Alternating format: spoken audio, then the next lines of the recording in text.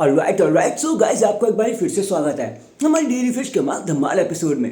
और आज की फ्राइडे नाइट स्मैकडाउन जो हुई थी फर्स्ट कॉलोसियम इन ग्रीन्सबरो नॉर्थ कैरोलिना से, वो अब फाइनली खत्म हो चुकी है। 12 से 15 के हज़ार के आसपास यहाँ पर लोग आए हुए थे। तो चलिए भाई नज़र मार लेते हैं कि आज हमें क्या कुछ देखने को मिला। तो चैनल पर नए हो तो चैनल को अभी लाइक एंड सब्सक्राइब कर दो और वीडियो को एंड तक पूरा देखना, क्योंकि भाई दिल्ली में तूफान आ रहा है। एंड नाउ आप देख रहे हैं रेसलमैनिक्स एंड सब्सक्राइब करना तो बनता है। तो देखो यार, शो की धमाकेदार स्टार्टिंग होती है वैसे ही जैसे डब्ल्यूडब्ल्यूई करती आई है। हमें टिफनी स्ट्रैटन देखने को मिलती हैं जो अभी अभी स्मैकडाउन पे आती हैं, और भी स्टार्स देखने को मिलते हैं। लेकिन तभी रिंग में एंट्री हो जाती है सोलो सिकोवा, जेकब फातो एंड जेसी मटोई की। हाँ भाई, उनका नाम थोड़ा सा चेंज हो गया है, वो जेफ कॉब से जेसी मैटोई करके कुछ नाम हो गया उनका। खैर छोड़ो, मेन मुद्दा यह है कि तीनों ब्लड लाइन के मेंबर्स रिंग में आ जाते हैं।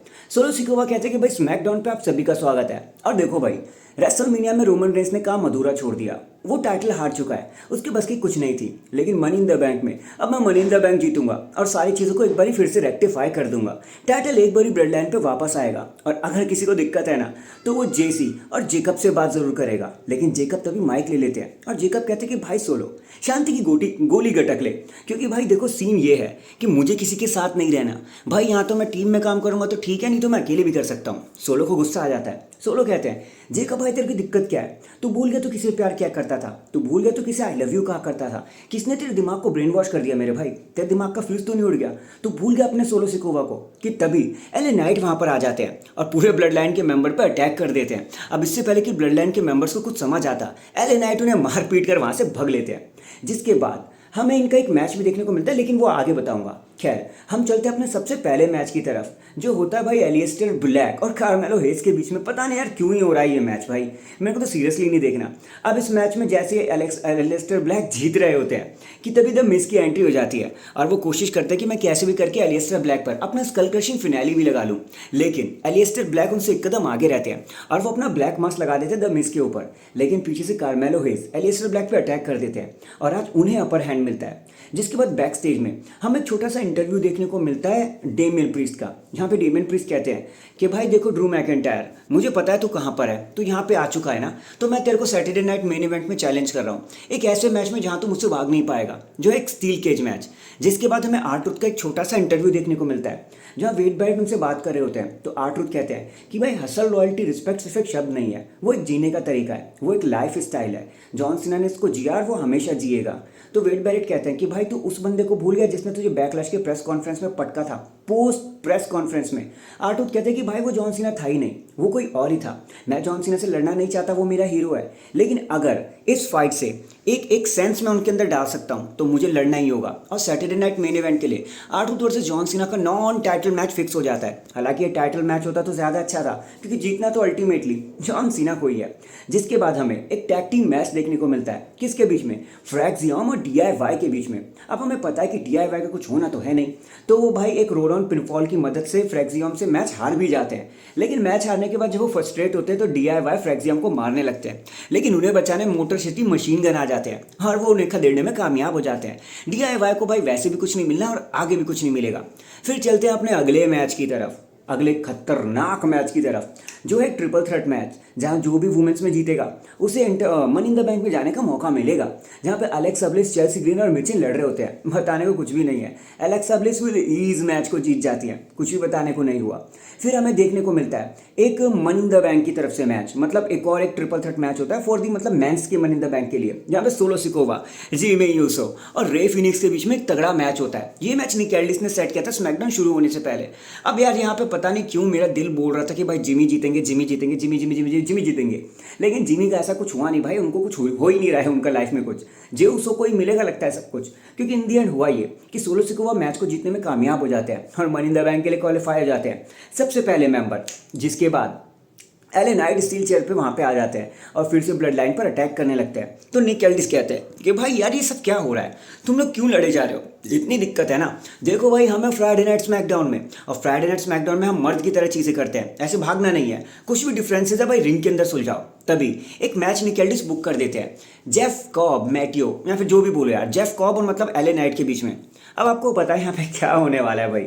एले नाइट ने एक बार फिर से जीतने की काफ़ी कोशिश करी, कुछ भी नहीं हो पाया। क्योंकि भाई बड़े प्यार से जेफ कॉब को मदद मिल गई अपने ब्लड लाइन की। अब कुछ समय के लिए तो मतलब एले नाइट ने एक बॉडी स्प्लैश लगा के कैसे भी करके बचा लिया खुद को और मतलब ब्लड लाइन को लैमिनेट कर दिया। लेकिन एक कदम आगे हमेशा से ही रहे जेफ कॉब, क्योंकि उन्हें इसी डिस्ट्रैक्शन की नीड थी बस। उन्होंने एक स्पिनिंग बॉडी स्लैम लगा दिया एले नाइट पे, जो उनका शायद फिनिशर भी था, और 1-2-3 करके वो मैच को जीत भी गए। एले नाइट को कुछ नहीं मिला, लगता है मिलेगा भी नहीं। उसके बाद हम आगे चलते हैं और हमें छोटे मोटे सेगमेंट दिखाए जाते हैं, नाकामुरा दिस और दैट वाले, जो इतने इंपॉर्टेंट नहीं थे। हम चलते हैं अपने रिंग की तरफ, जहाँ पे हमें ड्रू मैकिंटायर देखने को मिलते हैं। ड्रू मैकिंटायर रिंग में आते हैं और कहते हैं कि भाई हर बंदा मेरे से पोजेस होता रहता है, हर बंदा मेरे से ऑब्सेस होता रहता है। अब ड्रू मैकिंटायर भी मुझसे मतलब सॉरी डेमियन प्रीस्ट भी मुझसे ऑब्सेस्ड हो गया है। वो मुझसे लड़ना चाहता है ना, उसको फाइट चाहिए, उसको एक ऐसी फाइट चाहिए जिसे वो भूल ना पाए, उसको दर्द चाहिए। वो मतलब सैटरडे नाइट मेन इवेंट में डेमियन प्रीस्ट मुझसे लड़ना चाहता है। भाई एक्सेप्टेड, तेरा चैनल मतलब चैलेंज एक्सेप्टेड है यार। मैं तेरे से लड़ूंगा और तुझे बता दूंगा कि क्यों तुझे इस मैच के लिए हामी नहीं भरनी चाहिए थी डेमियन प्रीस्ट। ड्रू मैकिंटायर इस मैच को ऑफिशियल करके वहाँ से चलते बनते हैं, जिसके बाद हमें मतलब एलेक्सा ब्लिस और शॉर्लेट फ्लेयर के बीच में भी एक सेगमेंट देखने को मिलता है, which is not that much important यार, उसे भूल जाओ। अल्टीमेटली शायद शॉर्लेट फ्लेयर भी मनी इन द बैंक के लिए चली जाए, इससे ज़्यादा होगा भी क्या। फिर चलते हैं हम अपने मेन से इवेंट की तरफ, जो काफ़ी अच्छा था भाई साहब, मुझे पसंद आया। तो भाई मैं बता रहा हूँ, मेरे को सही लगा। टिफनी स्ट्रैटन अपने टाइटल को डिफेंड करी थी अगेंस्ट नाया जैक्स। भाई बहुत ही सॉलिड मैच। अब नाया जैक्स ने भाई एक क्वालिफायर मैच जीता था इस मैच के लिए, नंबर 1 कंटेंडर बनी थी, तो ये मैच तो उन्हें मिलना ही था भाई। अगर इस मैच को सैटरडे नाइट मेन इवेंट के लिए भी बुक कर दिया जाता तो भाई मैं सरप्राइज नहीं होता। दिस मैच वाज मतलब लिटरली गुड, मतलब ये मैच काफ़ी अच्छा था। मेरे को कुछ स्पॉट यहाँ पे काफ़ी बढ़िया लगे, जहाँ पे देखो यार टिफनी स्ट्रैटन ने जब अपना प्रीटियस मून शॉट लगाया नाया जैक्स के ऊपर, तो नाया जैक्स ने किक आउट कर दिया और वो पहली इंसान बनी जिन्होंने प्रीटियस मून शॉट से किक आउट किया था। खैर उसके बाद नाया जैक्स ने भी एक अनहाइलेटर लगा दिया टिफनी स्ट्रैटन के ऊपर, और आज से पहले अनहाइलेटर पे किसी ने भी किक आउट नहीं किया था। खैर किक आउट तो टिफनी ने भी नहीं किया, लेकिन उन्होंने रिंग रोप्स को पकड़ लिया, जिससे भाई काउंट आउट रुक गया। ठीक है, फिर टिफनी स्ट्रैटन को जिता मतलब हराने के लिए वहाँ पे आ जाती है नाओमी स्टील केज लेके, लेकिन तब भी कुछ नहीं हो पाता क्योंकि पीछे से आ जाती है वहाँ पे जेड कारगिल और वो नाओमी को भगाने में कामयाब हो जाती है। इन दी एंड टिफनी स्ट्रैटन को एक और प्रीटियस मून शॉट लगाने का मौका मिलता है। इस बार वो बिल्कुल परफेक्टली कनेक्टेड होता है, she got all of it, और फिर 1-2-3 टिफनी स्ट्रैटन अपने सबसे बड़े चैलेंज नाया जैक्स को हरा देती है, स्क्वाश कर देती है। एंड देन इसी के साथ हमारी फॉल और बैकलैश और मतलब क्या बोलते हैं मनी इन द बैंक से पहले वाला जो स्मैकडाउन होता है वो खत्म हो जाता है। बाकी आपका शो के बारे में क्या कहना है वो कमेंट करके बता देना। क्या एलिस्टर ब्लैक की ऐसी स्टोरी लाइन से खुश हो जिसका कोई मतलब ही नहीं है? क्या Aleister Black versus the Miz को एक बार फिर से देखना चाहोगे? क्या जेफ कॉब और जेकब फातू अब एक दूसरे से लड़ेंगे? क्या सोलो सिकोवा सच में मनी इन द बैंक जीत कर सबको शॉक कर देंगे? क्या solo Sikoa he money in the bank को कैश करेंगे? और क्या R-Truth सच में कुछ सेंस नॉक कर सकते जॉन सीना पर? देखने में काफ़ी मजा आएगा, कमेंट करके ज़रूर बताना। बाकी चैनल पर नए हो तो चैनल को लाइक एंड सब्सक्राइब कर देना। बाबू सोना नहीं है तो ढूंढ लो, है तो बात कर लो, क्योंकि life is too short, tomorrow is not guaranteed. जय हिंद, जय भारत, वंदे मातरम। मैं मिलता हूं आपसे किसी और एपिसोड में, तब तक के लिए क्या, पीस।